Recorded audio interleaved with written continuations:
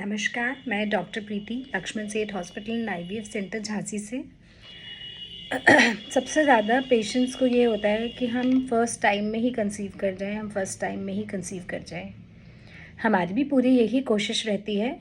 लेकिन मैं आपको बताना चाहूँगी कि क्या फैक्टर्स होते हैं जिन पर डिपेंड करता है कि आप फर्स्ट टाइम में सक्सेसफुल होंगे या नहीं होंगे।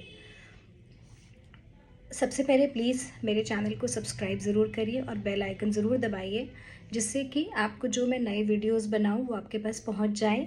मेरी पूरी कोशिश रहती है कि ये जो एक इनफर्टिलिटी है, जो एक जटिल चीज़ है, उसको मैं थोड़ा सा आसान तरीके से, थोड़ा सा कॉमन लैंग्वेज में मैं आप सब लोगों को समझा सकूं, जिससे आपको ये समझ आ जाए कि हमें एक्चुअली क्या करना है और हमारे संग क्या हो रहा है, एंड आप हर चीज़ के लिए मेंटली प्रिपेयर्ड रहें। तो आप प्लीज़ ज़रूर लाइक करिए एंड सब्सक्राइब करिए, ओके, एंड बेल आइकन ज़रूर दबा दीजिए।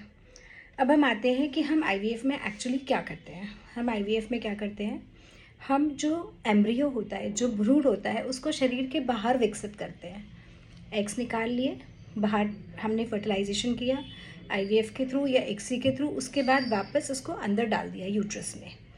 तो अब जैसे कि हम कोई बीज को जैसे हम खेती करते हैं, राइट, तो उसमें हम जो बीज होता है उसको हम ज़मीन के अंदर डालते हैं। तो पेड़ कैसा होगा, क्या होगा, ये 3 चीज़ों पे डिपेंड करता है। आपके बीज की क्वालिटी कैसी है, जो बेड है उसका, मतलब जो खेत है, मिट्टी वो कैसी है, एंड वहाँ का वातावरण कैसा है। ऐसे ही हमने जो एम्ब्रियो बनाया वो इम्प्लांट होगा कि नहीं, वो कुछ चीज़ों पे डिपेंड करेगा, जैसे कि एम्ब्रियो कैसा बना है, फिर यूट्रस की जो अंदर की लाइनिंग है वो कैसी है, और पूरी हमारी बॉडी का हार्मोनल स्टेटस, हमारी बॉडी का क्या क्या स्टेटस है, okay, regarding hormones, regarding stress, regarding everything. तो सबसे पहले हम आए एक अच्छे एम्ब्रियो बनाने के ऊपर। अगर हमें एक अच्छा एम्ब्रियो बनाना है तो हमें उसके लिए क्या चाहिए, एक अच्छा एग चाहिए, एक अच्छा स्पर्म चाहिए और एक अच्छी लैब चाहिए। सो ये बहुत ज़रूरी है कि हम जो भी पेशेंट हैं उसका हम एग्स अच्छा करने के लिए हमें जो चीज़ें करनी है, लाइक एक बार हम लोग पहले पूरा उसका हार्मोनल स्टेटस देख ले पेशेंट का, थायराइड गड़बड़ तो नहीं है, प्रोलैक्टिन गड़बड़ तो नहीं है, और कुछ गड़बड़ तो नहीं है, तो हम उसको ठीक करें। फिर हमें अगर एग की क्वालिटी अच्छी करनी है तो उसके लिए हमें क्या करना है, हमें सप्लीमेंट्स देने हैं, हमें वाइटामिन देने हैं, हमें वेट रिडक्शन करना है, हमें जो भी करना है वो सब चीज़ें हम पहले से कर लें। और हस्बैंड को भी हम लोग कुछ वाइटामिन देते हैं और कुछ चीज़ें स्पेसिफिक बोलते हैं, जिससे कि उसकी क्वालिटी जो हमें स्पर्म्स की मिले वो हम जब हम आईवीएफ कर रहे हैं तो हमें बेटर मिले। तो हमें अगर एग्स और स्पर्म्स अच्छे मिलेंगे, फिर आता है लैब पे।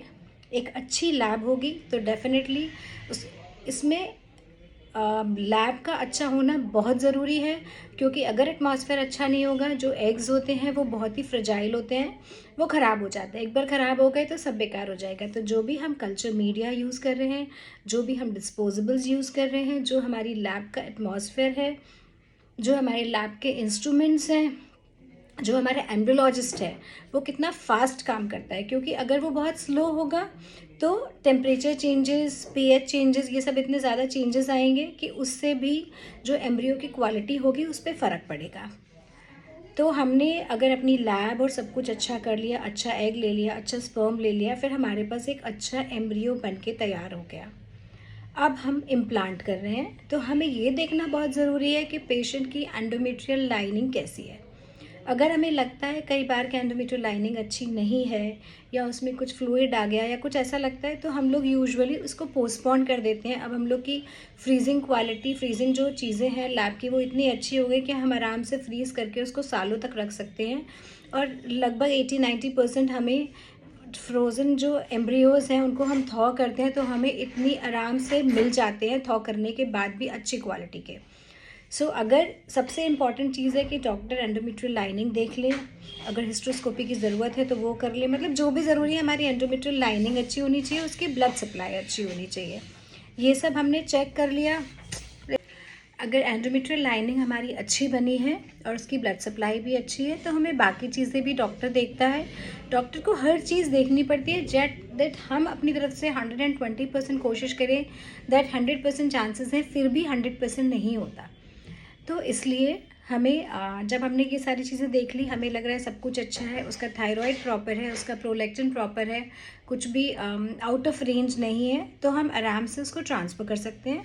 फिर ट्रांसफ़र भी बहुत ही जेंटल प्रोसीजर होता है, वो मैं उसके लिए एक अलग से वीडियो बनाऊँगी, उसको आप चेक कर सकते हैं। अब क्या होता है कि जो यूजुअली जैसे कोई भी एम्ब्रियो जो हम बॉडी में विकसित होता है, उसका फर्टिलाइजेशन रेट लगभग 10 से 25% होता है इन अ ह्यूमन बॉडी, ठीक है। हम लोग यूजुअली 2 या कभी कभी 3 एम्ब्रियोज डालते हैं जिससे चांसेस बढ़ जाए, पर चांसेस बढ़ जाए का मतलब ये नहीं है कि सबको 100% प्रेगनेंसी आ जाएगी।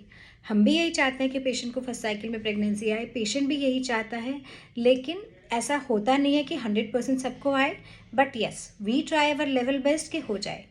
तो मेरा हमेशा पेशेंट से कहना यही होता है कि देखिए, हो सकता है आपको 1 साइकिल करनी पड़े, हो सकता है आपको 2 साइकिल करनी पड़े, बहुत कम कभी कभी ऐसा भी होता है कि 3rd 4th साइकिल भी करनी पड़े, बट यूजुअली लोग 1-2 साइकिल में प्रेग्नेंट हो जाते हैं if we are seeing for everything is at its best, जबकि हर चीज़ बेस्ट है।